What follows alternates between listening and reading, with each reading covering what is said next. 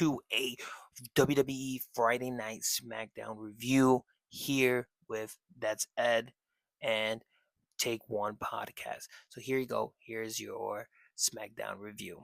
Let's get it first started with the segment of the Bloodline. The segment of the Bloodline was the first segment was phenomenal. I loved it. I loved the drama behind it. I loved how they brought Sami Zayn back into the mix. It's just great. You could just see all the emotions, and I love how they're portraying Jay Uso. Yeet. But I just love how they portray him. I love how they're making him into a solo star so good. Like he could be by himself, and they proved it. They could be by himself, and right now Roman's character needs to prove it. And I'll bring it back Sami Zayn. It's just like a big family reunion type of vibe right in the beginning. Just a big family reunion. And I loved every second of it. It was great. It was well executed. But it did take a long time. It took a lot of time out of the other WWE superstars for their matches and for their stuff. So that's the only downfall on that segment. Because the other matches suffered from this long segment. The match with DIY, the tag team match, they suffered it because they had such a quick match that we already know. Seeing that match play out like that, we already know that this match was not important to the WWE creative team for this show. They said we need to save some time because we got the big segment at the night with this tribal chief acknowledgement at the night. We're gonna suffer this match. You're gonna go in. You're gonna go out. We advertise this match to go out, but you're gonna go in and you're gonna come out. WWE does that a lot just to try to save time, and I think this is one of the downfalls of the 2 hour shows. I like the 2 hour shows. I think they just have to go through a lot of trial and error with them. And but I think that's why that's another episode. But I think that's why they have the Saturday Super Show, whatever it's called. But having those 2 hour shows reduces the amount of expanding storylines weekly. But if you're going to put out superstars on that show on that night, they need a significant amount of time for that show. Because if not, it's going to ruin the storyline. It's like seeing a clip of a movie and you go see the clip of the movie and it's only 3 seconds, but the full clip is a 3 minute. What did you see? So whatever you saw, you might not like, and you might not want to return for the full 3 minutes because you just saw 3 seconds. Now let's get back. Now the next segment that followed after all that was the Kevin Owens and Randy Orton segment. This is basically, and I was thinking about it, and I want you guys' opinions down below. This is basically replacing that I hate you, you hate me type of battle. We're both kind of baby faces and we're both kind of love with the audience, but we just can't stand each other. We hate each other so much to a passion that we just want to obliterate each other every single time that we see each other. So I think this Kevin Owens and this Randy Orton feud is good. It's really good. And I think this plays an important part for Cody because I don't think Cody needs to be in that mess of the bloodline. Like I don't see Cody benefiting from I don't see Cody benefiting from the bloodline stories anymore.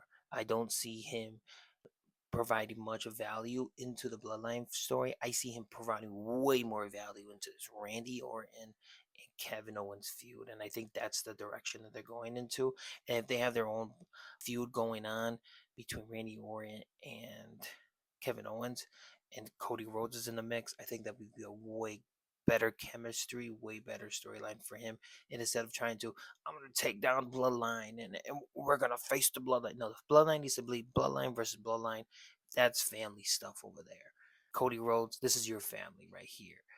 This is the two people that you spend the most time with in the WWE. You need to fix this. This is your problem. This is your family that you need to fix. The bloodline, they're getting that resolved right now. Cody Rhodes, get into this feud right now. WWE officials, tell him to go get into this feud right now because he needs to be in this feud right now. And also, when Kevin Owens performed that power driver onto Randy Orton, they sold the shit out of it. It was great. I loved it so much. They sold it so well. It was great to see how much selling they were doing for this segment and for the injury. I was like, oh, I didn't know if this was real or not. He looked like he was in real pain, but also thought when in Crown Jewel, when Kevin Owens came off one of the areas out in the where the fans sit and freaking elbow dropped him.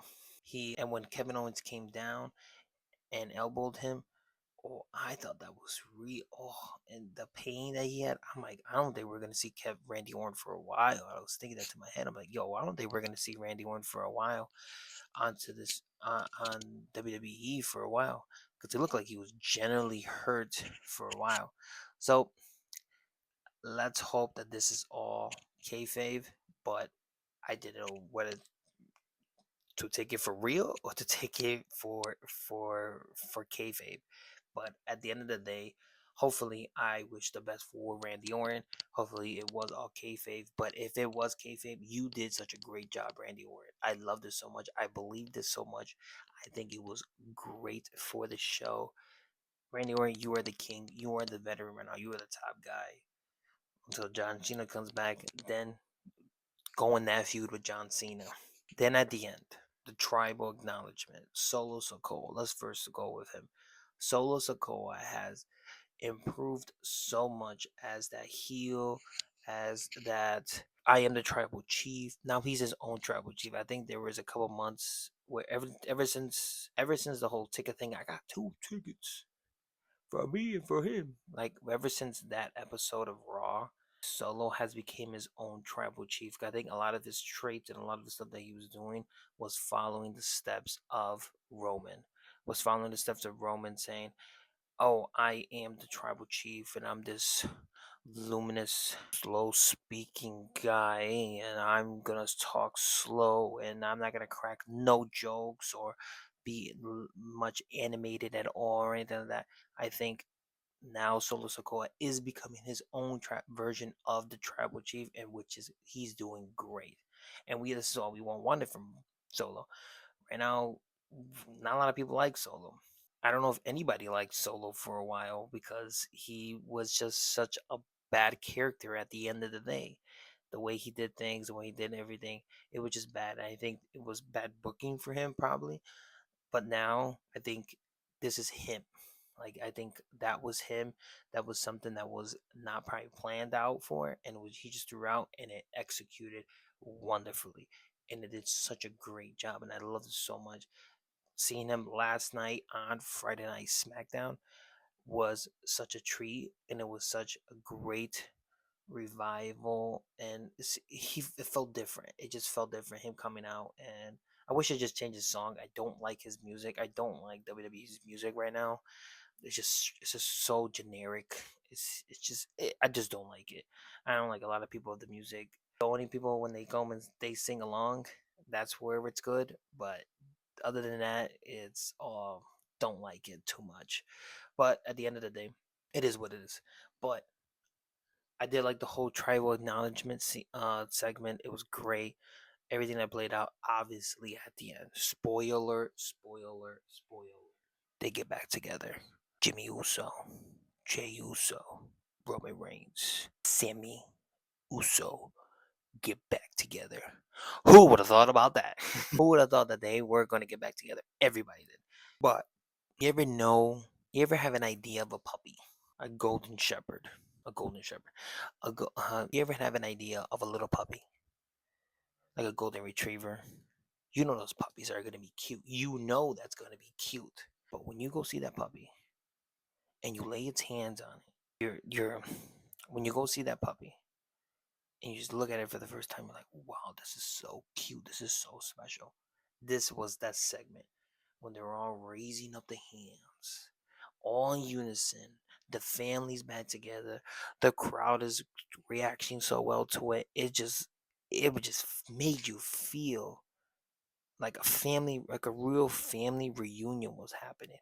And it was great to see. It was great to see. It was much better than anticipated from everybody, just to see, because everybody knew they're playing it in their head and, oh, they're gonna get back together, this and that, blah blah blah.